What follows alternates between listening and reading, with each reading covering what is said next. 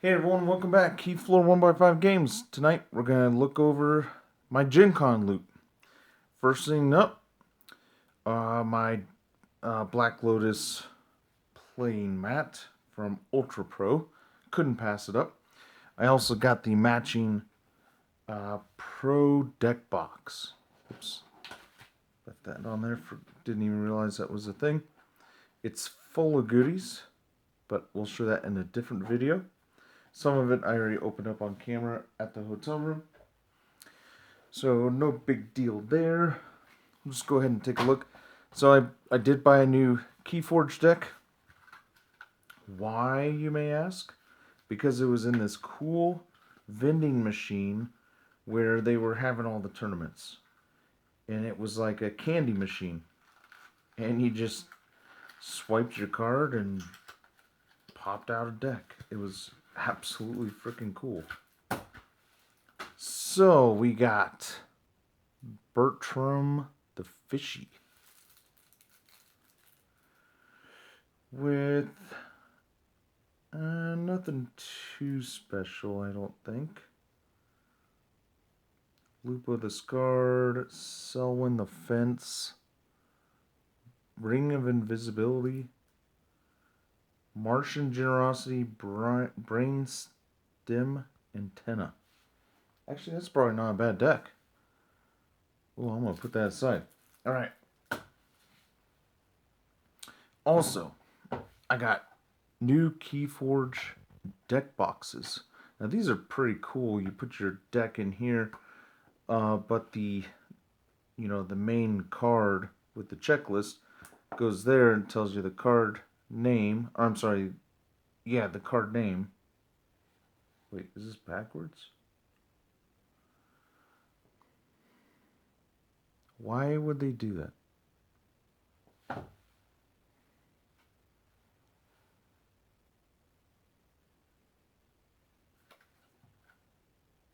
Really? Oh, I see. What? Okay. I'm looking at the back of the regular playing card. It's upside down. So anyways, this will go in there. And then you'd be able to see the symbols, or the houses, and then the name. And then you'd still be able to see your checklist. It's got the nice strong magnet. Beautiful, beautiful styling on this.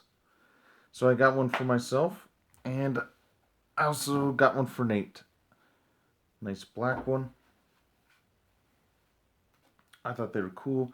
Unfortunately, they ran out of the blue, so I didn't get to do that. Alec picked me up Brew Dice. We played a demo of that. It was actually pretty fun. Very fast-paced game. Well, I would say it reminds me of Nut Punch, but it's nothing like Nut Punch. It's just, what reminds me of Nut Punch is that it's just a fun game to play while you've been drinking with your friends and family. Alright. Alec also picked me up Battle Wizards. Duel at Mount Skull's Fire. Epic Spell Wars. Alright. So I've never played this series. The girls are actually in trouble. They aren't doing so well in school. Yes, even though today's the first day of school. Historically, they have not been doing well, and they need to do much better this year. So we're going to be spending a lot more time together and get them off the idiot box. And we'll probably be playing some games together. Like, they did ask me if I could teach them Pokemon. And I picked up a Unified Minds Elite Trainer box. $33 at the show. Not too bad. Not too bad at all. And I also picked up some of the new Transformer packs. Alec and I were supposed to play it at the hotel because I kicked his ass during the demo. And then I picked up the San Diego Comic-Con exclusive with Soundwave and Blaster. Man, some of my favorite Transformers back in the day, especially Ravage. You know, any of the... I did not have Steeljaw, that's cool. I did have Buzzsaw. I was all about the bad guys. You know, I don't know. The bad guys are always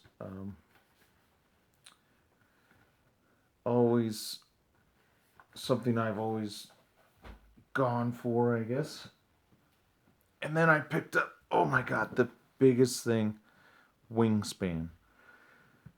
Really, the reason why I bought this is it kind of brings back memories of my grandmother and I doing amateur bird watching, and the reviews sounded really well. The game components look really good, and so it was on my list of things that I really wanted to get. So I will be playing this with the girls off and on. I'll come back and let you guys know how I feel one way or the other. Elizabeth Hargrave. I don't like that font. No offense to her, but it's kind of hard to see that name. She was at the show, but I'm not a bugaboo. I mean, everyone's just normal people, you know, and I don't want to bug people to get a signature. Though some people would say I'm a freaking idiot for that, but that's okay. I also met John Meatling with Palm Island. He gave me a personal demonstration, even though some jackass who's probably higher up on the totem pole, you know, for all I know, he runs Hasbro, but he was still being a douche and kept interrupting and pretty much pushed me out of the booth, which I thought was kind of a dick move, but I didn't take it out on John. That poor guy, he looked like he was, he was overwhelmed to begin with. So he was signing things and answering questions and demoing this to me at the same time. I started to create a game that was very similar. I didn't like the fact that it paralleled this too closely. So I wanted to pick up the game, play this, and see what tweaks I need to make to my game. I actually took my game to an entirely different direction, and it doesn't do the palm thing anymore. So I think I'm okay. But it's always good to do some market research, right? At least that's my excuse for buying it. I also stopped by the Game Crafter booth. They had the what do they call it?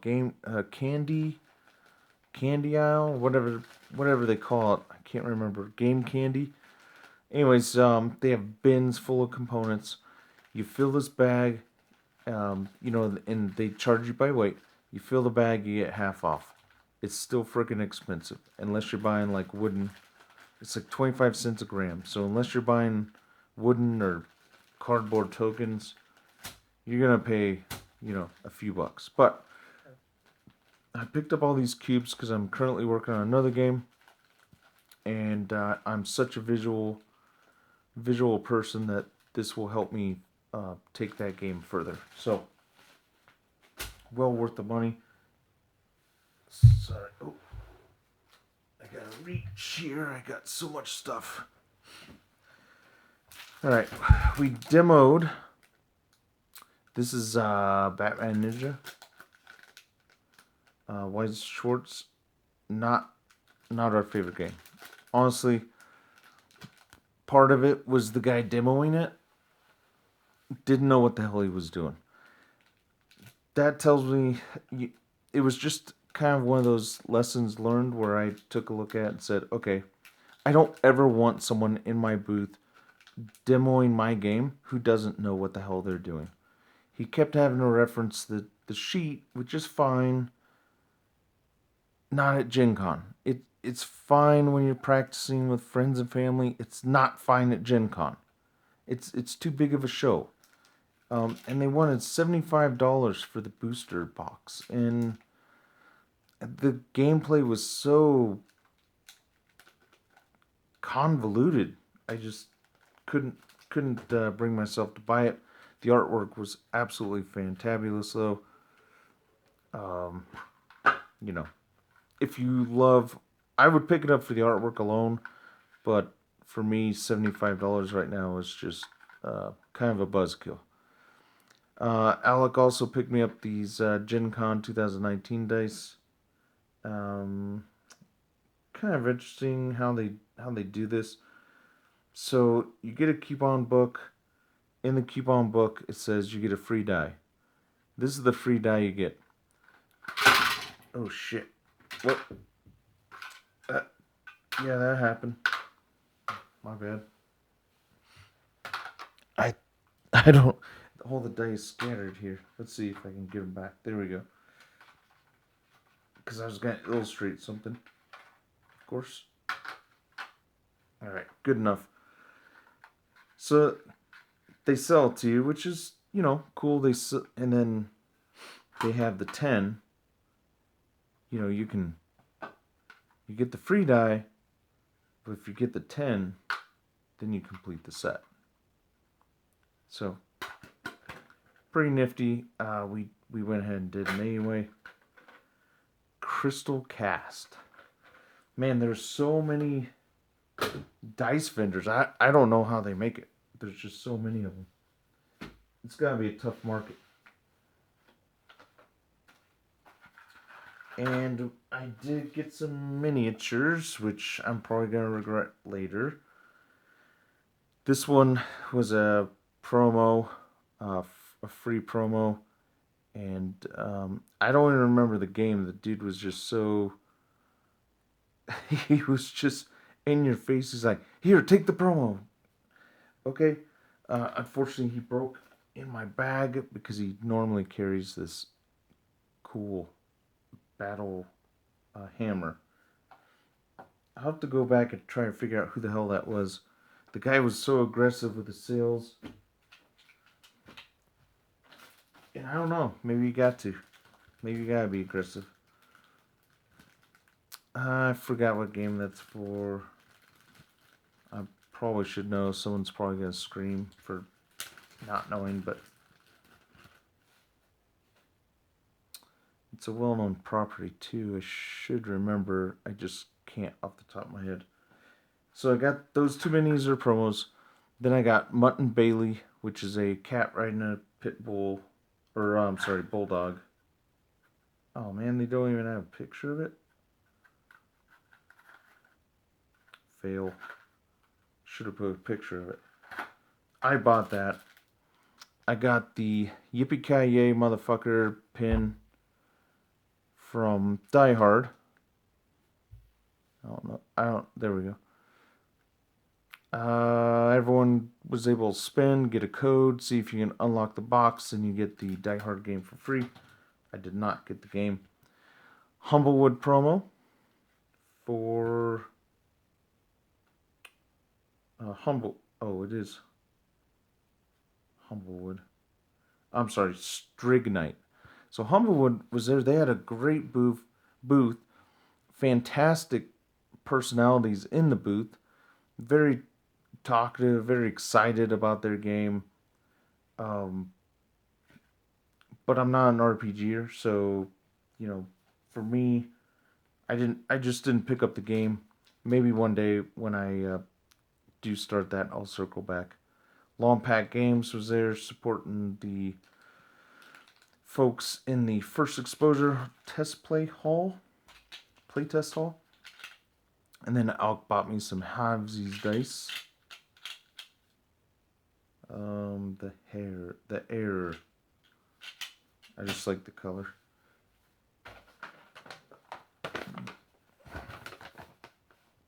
Promo from Dungeons and Lasers. This is probably one of my favorite things at the show. And as a promo, it's just really slick. So you get this dungeon. And what it is, it's a buildable dungeon. So you can change it any way you want to. It allows for expansion, changes. You can add different sidewalls and different elements. And it's so you don't glue it down. You just constantly are changing the dungeon. They have a bunch of different dungeon pieces coming out.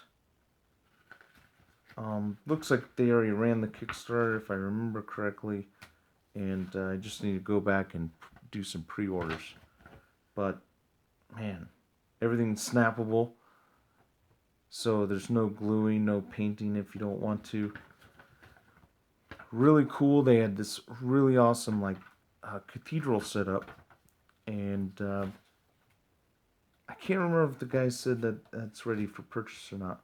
But I am going to look into this. This would be perfect for developing games because then I can adjust things. And like I said, I'm such a visual person. I really just need to see what's going on. I can only visualize so much in my head before I need to touch it, feel it, kick it around, make sure it's working. Um, you, I know you can't feel it, but hopefully you can tell. This is high quality plastic, very, very weighty. So it's not thin. It doesn't feel like it would break. It feels pretty solid. So I'm looking forward to working with that. Let's see, we got some Unhinged, just one pack, and Unglued. That'll be fun. Avison Restored, 3 packs, and 2 time spirals. There was a shit ton of packs. I could have gone back and I could have spent. I already spent too much. I could have spent way more just buying classic Magic packs, but I didn't. I did pick up some Pokemon, some of the Jungle packs. Nothing really worth the value in the Jungle packs. I honestly don't know why they're $35, but it was actually a deal online. I think it's going for $45, so we'll just see. I'll put those aside. Maybe I'll open them later. Maybe I won't. And the final thing I got was from Panda Games. And actually, it's not the final thing. The other thing I got was they had a it was a Japanese print. It was on rice paper. It was one of the artists at the show, and he did a Gen Con exclusive. It was advertised in the book, but Alec brought home a bunch of prints, so we put it in there to keep it safe. We'll go ahead and I'll show you guys that one at a later date. Really beautiful artwork, though. I couldn't pass it up. I love Japanese artwork to begin with, and the way this guy put everything together. Actually, I have his card. Here we go. Okay. Yu-Gi-Oh! Pop, The Art of B.D. Junkins. So definitely go check him out. Yu-Gi-Oh!-pop.com. Just phenomenal artwork. A lot of it's on rice paper, and just really beautiful stuff. So anyways, final thing, Panda was there again in the first exposure play test hall. I'm not sure why I can't get that correct. I screw that up all the time.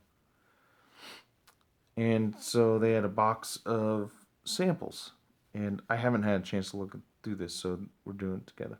Constructible mini dice tower, that's cool.